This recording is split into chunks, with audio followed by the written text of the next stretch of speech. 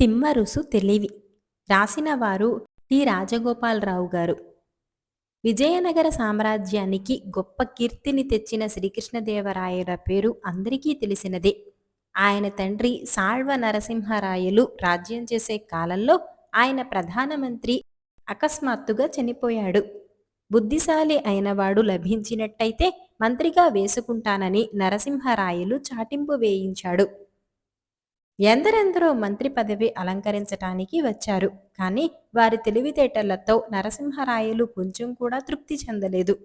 వచ్చిన వారిలో ఏ ఒక్కడు ఆయనకు నచ్చలేదు. చివరకు నరసింహరాయలు ఒక ఉపాయం చేశాడు. ఆయన ఒక కాగితంపై సిరాతో 4 అంగుళాల నిడివి గల ఒక గీత గీసి దానిని తన చారులకిచ్చి, ఈ గీతను చెరపకుండా చిన్నది చేయగలవాడు ఎక్కడైనా ఉంటే నా దగ్గరకు తీసుకురండి అని చెప్పాడు. చారులు ఆ కాగితం పట్టుకొని ఊళ్ళూళ్ళు తిరిగారు. కాస్త తెలివిగా కనపడిన వాడికల్లా ఆ కాగితం చూపి, అయ్యా, మీరీ గీతను చెరపకుండా చిన్నది చేయగలరా అని అడిగారు. కొందరు అది ఎలా సాధ్యమవుతుంది అన్నారు. మరికొందరు, మీకేమైనా మతిపోయిందా ఏమిటి, ఉన్న గీతను చెరపకుండా ఎలా పొట్టి చేయటం అన్నారు. కొందరు కోపం తెచ్చుకొని, మీకు నన్ను చూస్తే వేళాకోళంగా ఉందా ఏమిటి అని కూడా అడిగారు. చారులు ఒక్కొక్క గ్రామమే తిరుగుతూ ఒక అగ్రహారం చేరి అక్కడి వాళ్లను కూడా ఇలాగే అడుగుతూ వచ్చారు. ఆ అగ్రహారంలో వారికొక బడి కనిపించింది. ఉపాధ్యాయుడు పిల్లలను కొందరును పెట్టుకుని చదువు చెబుతున్నాడు. చారులు ఉపాధ్యాయుడి దగ్గరకు వెళ్ళి, అయ్యా, ఈ కాగితం మీద ఉన్న గీత చూశారు కదా, దీనిని చెరపకుండా చిన్నది చేయగలరా అని అడిగారు. ఉపాధ్యాయుడు వాళ్ళ మాటలను విని, ఆ పని నేను కాదు కదా, మరెవ్వరూ చేయలేరు, ఎవరైనా గారడి వాళ్లను అడిగి చూడండి అన్నాడు. చారులు వెనక్కు తిరిగి వెళ్ళిపోసాగారు. ఆ బడిలో 16 బ్రాహ్మణ కుర్రవాడొకడు చదువుకుంటున్నాడు. అతడి పేరు తిమ్మరుసు.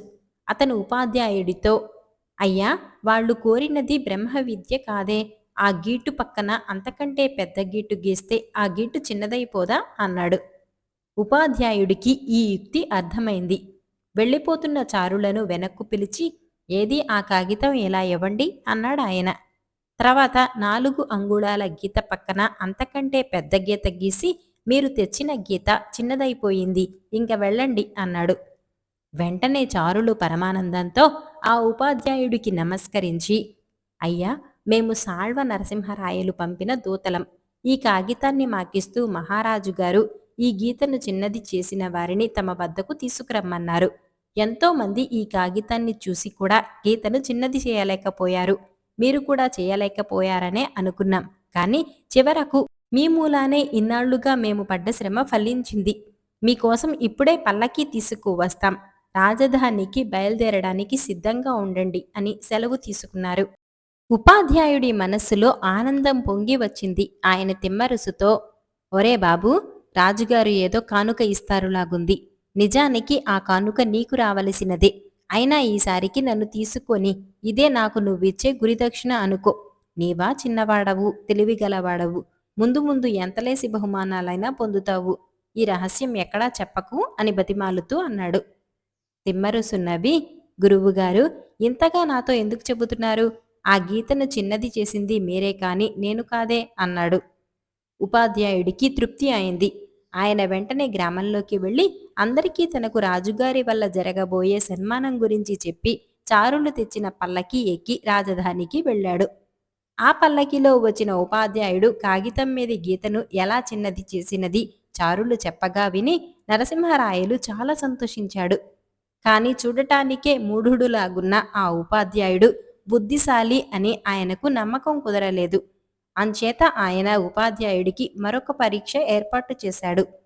దర్బారులో ఒకచోట ఒక పీట మీద కొన్ని ముద్రికలు ఉంచారు. ఆ పీట చుట్టూ పరుపులు పరిచారు. తర్వాత రాజు ఉపాధ్యాయుణ్ణి దర్బారుకు పిలిపించాడు. అయ్యా, ఆ కాగితం మీది గీతను చిన్నది చెయ్యమని పరీక్ష పెట్టినది ఎందుకో మీకింకా తెలియదు. నాకు మంత్రి కావలసి ఆ పరీక్షలో నెగ్గిన వాడికి మంత్రి పదవి ఇవ్వ నిశ్చయించాను. మీరు ఆ పరీక్షలో నెగ్గారు కనుక మీకు మంత్రి పదవి ఇస్తున్నాను. మీ పదవికి సంబంధించిన ముద్రికలు ఆ పీట మీద ఉన్నాయి, తెచ్చుకోండి. ఆ పరుపులు మాత్రం తొక్కకండి అన్నాడు. ఏదో బహుమానం దొరుకుతుంది, దాన్ని పుచ్చుకొని అగ్రహారానికి తిరిగిపోదాం అనుకుంటున్న ఉపాధ్యాయుడికి మంత్రి పదవి అనగానే కాళ్ళు వణికాయి, ముచ్చెమటలు పోశాయి. పైగా పరుపులు తొక్కకుండా పీట వద్దకు వెళ్లి ముద్రికలు తీసుకోవటం ఎలాగో ఆయనకు బోధపడలేదు. అంత పెద్ద సభలోనూ తనకు గొప్ప పరాభవం జరగబోతున్నదని తెలిసి ఆయన కుయ్యబారి అలాగే నిలబడిపోయాడు. నరసింహరాయలు అనుమానం దృఢపడింది. ఆయన ఉపాధ్యాయుడితో, అలా నిలబడిపోయావేమిటయ్యా? నీకా ముద్రికలు తీసుకోవటం చేత కాదా? ఇంతకు నేను గీసిన గీటును చిన్నది చేసినది నీవా మరొకరా? అన్నాడు. ఉపాధ్యాయుడు వెంటనే రాజు కాళ్లపైన పడి, మహాప్రభో, క్షమించాలి, దురాశ చేత అపచారం చేశాను. ఆ గీటును చిన్నది చేయటం ఎలాగో నాకు యుక్తి చెప్పినవాడు నా విద్యార్థి తిమ్మరుసు, నేను కాను అని నిజం ఒప్పుకున్నాడు. అప్పటికప్పుడే నరసింహరాయలు అగ్రహారానికి మరొక పల్లకి పంపి తిమ్మరుసును రప్పించాడు. రాజు అతనితో, నేను గీసిన గీటును చిన్నది చేసే యుక్తి చెప్పిన వాడవు నీవేనట కదా, నీకు మంత్రి పదవి ఇస్తున్నాము. అవిగో నీ అధికార ముద్రికలు, పరుపులు తొక్కకుండా వెళ్ళి వాటిని తెచ్చుకో అన్నాడు. తిమ్మరుసు పరుపులు చుట్టుకుంటూ పీట వద్దకు వెళ్ళి దానిమీద ఉన్న అధికార ముద్రికలు తెచ్చుకున్నాడు. నరసింహరాయలు అతని యుక్తికి మెచ్చుకుని అతనిని మంత్రిగా వేసుకున్నాడు. మర్రి చెట్టు సాక్ష్యం. ఒక ఊళ్ళో నారాయణ శెట్టి అనే ఒక ధనికుడు ఉండేవాడు.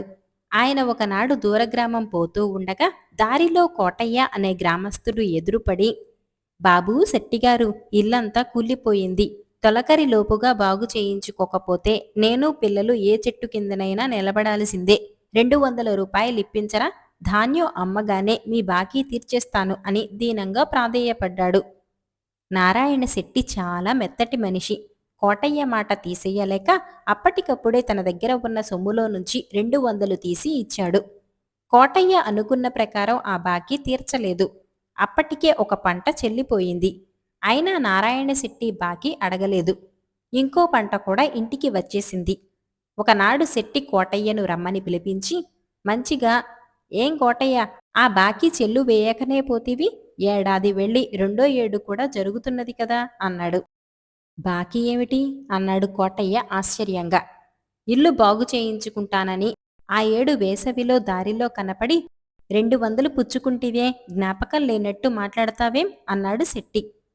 నేనొకవేళ మరిచిపోయినా మీ దగ్గర పత్రం ఉంటుందిగా, అది పంపించండి, చెల్లు వేస్తాను అన్నాడు కోటయ్య. తాను పత్రం రాసి ఇవ్వని మాట తెలిసి ఉండే. నువ్వు నాకు పత్రమైనా రాయలేదే, ఇవాళో రేపు చెల్లు వేస్తావు కదా, ఈ భాగ్యానికి పత్రం దేనికి లెమ్మని నేను నిన్ను అడగనూ లేదు అన్నాడు శెట్టి ఎంతో ఆశ్చర్యంగా. ఇది చాలా బాగుందండోయ్, మీరెంత సంపన్నులైతే మాత్రం అమాయకుడు కదా అని నాకు లేని బాకీలు అంటకడతారా అన్నాడు కోటయ్య గొంతెత్తి అఘాయిత్యంగా. అక్కడ నలుగురు పోగయ్యారు. ఏమిటంటే ఏమిటని శెట్టిని కోటయ్యను అడిగారు. శెట్టి జరిగిన సంగతి జరిగినట్టుగా చెప్పాడు. అన్నీ అబద్ధాలన్నాడు కోటయ్య. ఇదేదో మునసబుగారు తేల్చాల్సిందే, అక్కడికి పదండి అన్నారు ఊళ్ళో వాళ్ళు. మునసబుగారితోనైతే మాత్రమేం, ఉన్నమాట చెప్పటానికి నాకేం భయం అంటూ కోటయ్య తిన్నగా ముందుకు నడిచాడు. మునసబు చాలా తెలివిగలవాడు. ఆవలిస్తే పేగులు లెక్క పెట్టగలడు. ఆయన శెట్టి చెప్పిందంతా విన్నాడు. కోటయ్య చెప్పినది విన్నాడు. నేనేం బిచ్చగాడినా? 200 అప్పు చేయవలసిన కర్మ నాకేం? నా పొలంలో వచ్చే గింజలమ్ముకొని ఇల్లు బాగు చేయించుకున్న మాట నిజమే. శెట్టిగారు నాకు నిజంగా అప్పే ఇస్తే 2 ఏళ్లు పత్రం సాక్ష్యం లేకుండా ఊరుకుంటారా అన్నాడు కోటయ్య. మునసబు శెట్టికేసి తిరిగి, ఏమండి, మీరు కోటయ్యకు డబ్బు ఎక్కడి ఇచ్చారు? డబ్బిస్తుండగా ఎవరు చూడలేదా అని అడిగాడు. అక్కడ ఎవరున్నారు బాబు, ఒక మర్రి చెట్టు కింద కూర్చొని డబ్బు తీసి ఇచ్చాను అన్నాడు శెట్టి.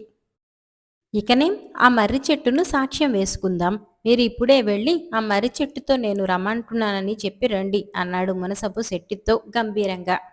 శెట్టి, మర్రి చెట్టు వచ్చి సాక్ష్యం చెబుతుందా అండి అన్నాడు కాస్త సంకోచంగా. నేను రమ్మంటే రాకేం చేస్తుంది? మారు మాట్లాడకుండా వెళ్ళి త్వరగా చెప్పి రావయ్యా. ఆ మాట కాస్త మర్రి చెట్టుకు చెప్పి నీ దారిన నువ్వు వచ్చేయ్. మేమంతా నీకోసం ఇక్కడే వేచి ఉంటాం, త్వరగా వెళ్ళిరా అన్నాడు మునసబు. అక్కడ చేరిన వారంతా మునసబు మాటలకు తెల్లబోయారు. ఇక కోటయ్య ఆనందానికి అంతే లేదు. మునసబుకు మతిపోయిందని, తన బాకీ రుజువు కావటం కల్లా అని అతను లోలోపల ఎంతగానో సంతోషించసాగాడు. కొద్దిసేపు గడవనిచ్చి మునసబు తొందరలో ఉన్నవాడల్లే, ఏం కోటయ్య, శెట్టి ఈ పాటికి అక్కడికి చేరి ఉంటాడంటావా అని అడిగాడు. అబ్బే, అప్పుడేనా అండి? అది కోసున్నర దూరంలో ఉంది. అదీ కాక వాన కురిసింది కదా. ఆ చెరువు గట్టు దారి చెప్పరానంత బురద. అయినా అక్కడ ఉండే మర్రి చెట్లలో అసలు దాన్ని పోల్చటమే ఎంతో కష్టమవుతుంది అన్నాడు కోటయ్య నవ్వుతూ. మునసబు చేతికర్రతో కోటయ్య వీపు మీద టపీమని కొట్టి, దొంగ వెధవ, శెట్టి నీకు ఏ చెట్టు కింద డబ్బిచ్చాడో కూడా తెలుసునన్నమాట అన్నాడు. మునసబు యుక్తికి అందరూ ముగ్ధులయ్యారు. కోటయ్య బాకీ ఒప్పుకొని శెట్టికి వడ్డీతో సహా సొమ్ము చెల్లించుకున్నాడు. సొమ్ము పోగా ఆనాటి నుంచి కోటయ్యకు ఊళ్ళో తల ఎత్తుకు తిరగడానికి కూడా లేకుండా పోయింది. చిలుక మౌనం. రాసినవారు డాక్టర్ కెవి రమణరావు గారు. మంచి న్యాయ నిర్ణేత అయిన రాజొకడు న్యాయ విచారణ చేసేప్పుడు మాటలు నేర్చిన దేవతా చిలుక ఒకటి ఎక్కడి నుంచో వచ్చి తీర్పు అయిపోయిన తర్వాత శభాష్ అని అరుస్తూ సభలో నుంచి ఎగిరి వెళ్ళిపోయేది. ఆ రాజ్యంలోనే ఉండే మోసగాడికొకడికి చిల్లర మోసాల మీద విసుగు పుట్టి ఏవైనా పెద్దవి 2-3 మోసాలు చేసి మిగిలిన జీవితమంతా సుఖంగా గడపాలనుకున్నాడు. మొదటగా వాడు ఒక పెద్ద సముద్ర వ్యాపారి ఇంట చేరి చిత్తశుద్ధిగా పనిచేస్తున్నట్టు నటించి త్వరలోనే ఆయన నమ్మకాన్ని సంపాదించాడు. ఒకనాడు వాడు వర్తకుడితో, అయ్యగారు, రేవులోకి సుగంధ ద్రవ్యాల ఓడ ఒకటి రేపు వస్తున్నది. కొంత డబ్బు ఇప్పించారంటే మనకు ఎక్కువ లాభం కలిగేలాగా సరుకు కొనుగోలు చేస్తాను అన్నాడు. వరే, వాటి మీద అట్టే లాభాలు రావటం లేదురా అంటూ వ్యాపారి నవ్వాడు, ఆ విషయాన్ని తేలిగ్గా తీసి పారేస్తూ. కాని మోసగాడు ఆయన్ని ప్రాధేయపడి ఒప్పించి కొందరు నాటకాల రాయిళ్లకు వ్యాపారుల్లా వేషాలు వేసి రేవు వద్దకు ముందుగా పంపాడు. ఓడ రాగానే వాళ్ళు విదేశీ వ్యాపారుల్ని కలుసుకొని ఆ 7 సుగంధ ద్రవ్యాలకు గిరాకీ పడిపోయిందని నమ్మించారు. వెనుకగా వచ్చిన మోసగాడు ఆ సరుకునంతా తక్కువ ధరకు కొనేసి యజమాని అయిన వ్యాపారికి 10 రెట్లు లాభం చూపించాడు. కొన్నాళ్ల తర్వాత వ్యాపారి మోసగాడిని పిలిపించి, ఒరే, ముత్యాల వర్తకులున్న ఓడ ఒకటి రాత్రికి రేవు చేరుకుంటున్నది. మునపటిలాగే సరుకు చవగ్గా పట్టుకొనిరా అంటూ వాడికి హెచ్చు మొత్తంలో డబ్బిచ్చాడు. మోసగాడు ఇదే అదును అనుకుని ఆ రాత్రికి రాత్రే డబ్బుతో సహా పారిపోయాడు. మరొక ఊరు చేరిన మోసగాడు ఈసారి సంపన్నుడైన ఒక కవి ఇంట చేరాడు. ఒకనాడు వాడు మాటల మధ్యలో, మహాకవులైన మీ ప్రతిభకు రావలసినంత గుర్తింపు రాలేదు అంటూ లేని విచారం నటించి, మీ పేరు రాజాస్థానంలో మారుమోగటానికి దివ్యమైన ఒక మార్గం ఉన్నది అన్నాడు. ఏమిటది అని అడిగాడు కవి ఆశగా. మీరు కొంత ఖర్చుకు వెనకాడకపోతే మీకు ఘనంగా సన్మానం చేయించి రాజ్యమంతటా మీ కీర్తి వ్యాపించేలా చేస్తాను అన్నాడు మోసగాడు. కవి వాడికి పుష్కలంగా డబ్బిచ్చాడు. మోసగాడు ఆ డబ్బుతో పాటు అమాయకులైన మరికొందరి దగ్గర చందాలంటూ డబ్బులు వసూలు చేసి పారిపోయి రాజధాని చేరుకున్నాడు. ఈసారి వాడు రాజుగారి ఆస్థానంలో పెద్ద ఉద్యోగంలో చేరాలని ఉబలాటపడే ధనికుడైన ఒక యువకుడి ప్రాపకం సంపాదించి మాటల ధోరణిలో, మీరు కాలాన్ని ఎందుకు వృధా చేస్తున్నారో నాకు అర్థం కావటం లేదు.